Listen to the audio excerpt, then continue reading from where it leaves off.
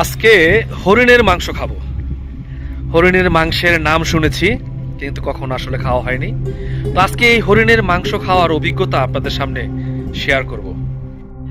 আমরা যে হরিণটি খেয়েছি এটি হচ্ছে সেই হরিণ, এবং হরিণের মাংস দেখতে কালচে কালচে লাল লাল, অত্যন্ত চমৎকার।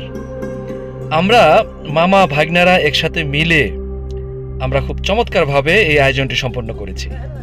আপনারা দেখছেন আমরা যেখানে থাকি এখানে একটি শেখের বাড়ি আছে, এবং সেই শেখের বাড়িতে হরিণের ফার্ম আছে।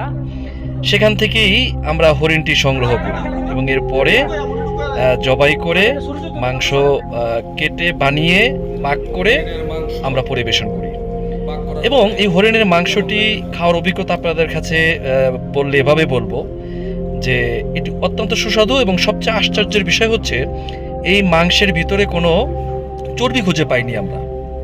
একেবারেই চর্বি নেই, চর্বি নাই বললেই হয়, মানে বিলকুল চর্বি নেই।